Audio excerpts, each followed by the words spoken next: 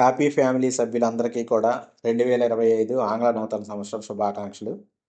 ఈరోజు మనం శ్రీమద్ భగవద్గీతలోని 2వ అధ్యాయమైన సాంఖ్యయోగంలో ప్రవేశిస్తున్నాం. సాంఖ్యయోగం అంటే ఏంటి? యోగము అంటే కలయిక, జీవాత్మ పరమాత్మల కలయికే యోగం అంటే. మరి సాంఖ్యము అంటే ఏంటి? సాంఖ్యము అంటే సంఖ్యతో కూడినది అని అర్థం. సాంఖ్యం అనగా ఆధ్యాత్మ జ్ఞానము అని అర్థం. ఆధ్యాత్మ జ్ఞానం విచారం చేయడానికి మనం అనాత్మకి మొదట ఆత్మ అనాత్మల యొక్క ఈ రెండిటి యొక్క మధ్యలో తేడా మొదట గమనించాలి. ఆత్మ తెలుసుకోవాలంటే అనాత్మ ఏదో మొదట తెలుసుకోవాలి.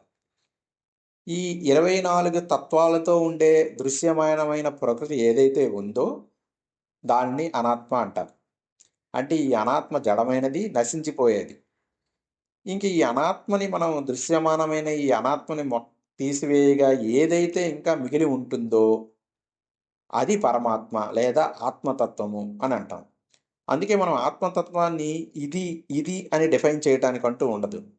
ఇది కాదు అని మాత్రమే చెప్పగలం. అందుకే వేదం కూడా పరమాత్మని లేదా ఆత్మతత్వాన్ని చెప్పడానికి నా ఇతి, నా ప్లస్ ఇతి, నేతి నేతి నేతి అనే చెప్తుందనమాట. అయితే ఈ ఆత్మ జ్ఞానం తెలుసుకోవాలంటే మొట్టమొదటి మనం అనాత్మ అంటే ఏంటో తెలుసుకోవాలనుకుంటున్నాం. ఈ అనాత్మ ఈ దృశ్యమానమైన ప్రకృతి యందు 24 తత్వములతో కూడి ఉంటుంది. ఇక్కడ 24 అని ఒక సంఖ్యని చెప్పుకుంటున్నాం. కొంతమంది 96 తత్వములు అని చెప్తారు. కొంచెం మార్పు ఉంటుంది. కానీ ఒక ప్రత్యేకమైన సంఖ్యతో చెప్తారనమాట అనాత్మ గురించి చెప్పేటట్టు. అందువలన దీన్ని సంఖ్యను ఉపయోగించి ఆత్మ యొక్క తేడాన్ని గమనించి ఆధ్యాత్మిక విద్యను నేర్చుకోవడానికి ఉపయోగపడుతుంది. కాబట్టి ఈ జ్ఞానాన్ని మనకి సాంఖ్య జ్ఞానమని, సాంఖ్య యోగమని కూడా అంటాం.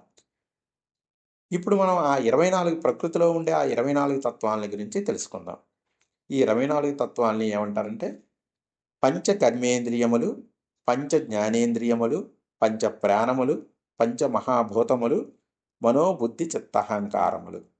మొత్తం 5 4 20 ఇంకా 4 మొత్తం 24. వీటిని 24 కూడా మనం తత్వములు అంటాం. ఇది ప్రకృతికి సంబంధించింది. ఇది జడమైనది, నశించిపోయేది. మనం మామూలుగా చూస్తే ఇదే నిజం అనుకుంటాం, ఇది చైతన్యవంతమైనది అనుకుంటాం. కానీ దీని వెనుకతల ఒక ద్రష్ట ఉన్నాడు. దృక్కు, దృశ్యము, ద్రష్ట అని 3 ఉంటాయి అన్నమాట. దృశ్యం అంటే ఏదైతే చూడబడుతుందో అది దృశ్యము. దృక్కు అంటే ఎవడైతే చూస్తున్నాడో వాడు దృక్కు. కానీ ద్రష్ట అంటే ఎవరి వల్ల అయితే ఇదంతా కూడా చూడబడుతుందో అతడు ద్రష్ట. సో దృక్కుల్ని మనం నెగేట్ చేస్తే అంటే తీసివేస్తే మిగిలే ద్రష్ట పరమాత్మ అవుతాడనమాట. సో ఇప్పుడు దృశ్యమానమైన ఈ ప్రకృతి 24 తత్వాల గురించి చెప్పుకుందాం. మొట్టమొదట పంచకర్మేంద్రియాలు మనకి కర్మావయవాలు అంటాం మనం. ఇవి ఏంటంటే సంస్కృతంలో ఎలా చెప్తారు? వాక్, పాణి, పాద, పాయు, ఉపస్థ. వాక్ అంటే నోరు, పాణి అంటే చెయ్యి, పాద అంటే పాదములు, పాయు అంటే మలమూత్ర ద్వారములు, ఉపస్థ అంటే జననేంద్రియాలు. వీటితో మనం వివిధ కర్మల్ని చేస్తూ ధర్మాచరణకు మొట్టమొదట ఈ 4 ఉంటాయి కదా, ధర్మము, అర్థము, కామము. ఈ 3టికి మనం సాధించడానికి ఈ కర్మేంద్రియాలు ఉపయోగపడతాయి.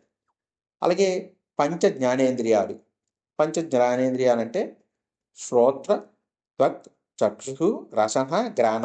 ఇది శ్రోత్రము అంటే చెవి, త్వక్ అంటే చర్మము, చక్షు అంటే కన్నులు, రసన అంటే నాలుక, గ్రాణ అంటే ముక్కు. ఇవి మనకి విశేష జ్ఞానాలు మనకి మన గ్రహించడానికి ఉపయోగపడతాయి. కాబట్టి వీనిని పంచ జ్ఞానేంద్రియములు అంటాం. అలాగే పంచ ప్రాణములు మనం చాలా సాధారణంగా వాడతాం. పంచ ప్రాణములు గాలిలో కలిసిపోయాయి. అసలు ఈ పంచ ప్రాణములని దేనిని అంటారు?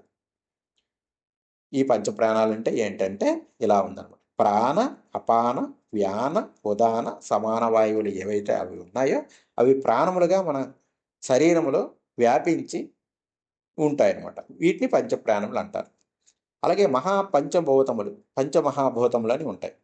మనకు తెలుసు గాలి, నీరు, నిప్పు, ఆకాశం అలా అంటాం కదా. దాన్నే సంస్కృతంలో ఎలా అంటారు? పృథవ్యాపస్తేజో వాయురాకాశ. పృథివి అంటే భూమి, ఆపహ అంటే నీరు, తేజ అంటే అగ్ని, వాయు అంటే వాయువు, ఆకాశ అంటే ఆకాశం. పృథవ్యాపస్తేజో వాయురాకాశ అని ఈ పంచమహాభూతం. 5 కర్మేంద్రియాలు, 5 జ్ఞానేంద్రియాలు, 5 ప్రాణములు, 5 మహాభూతములు కలిపి 20 అయ్యాయి. వీటితో పాటు మనోబుద్ధి చిత్తాహంకారములు అనే 4 తత్వములు. ఈ మొత్తం ఈ 24 తత్వాలతో కూడి ఈ దృశ్యమానమైన ప్రకృతి ఉంటుంది. ఈ ప్రకృతికి అతీతంగా ఎవరైతే ఉన్నారో అది ఆత్మకు సంబంధించింది. ఆ ఆత్మని తెలుసుకోవడానికి ఒక సంఖ్యని ఉపయోగించుకుంటున్నాం. ఈ జ్ఞానాన్ని తెలుసుకుంటున్నాం కాబట్టి దీన్ని సాంఖ్య యోగము అని కూడా అంటాం. ఈ అనాత్మ రూపాలన్నింటినీ కూడా త్యజించి వాటికి సాక్షిగా ఎవరైతే ఉన్నారో అటువంటి పరమాత్మని గ్రహించడమే ఈ సాంఖ్య యోగం యొక్క ముఖ్య ఉద్దేశం. సర్వం శ్రీకృష్ణార్పణమస్తు. ఓం తత్సత్. అందరికీ శుభమగుగాక.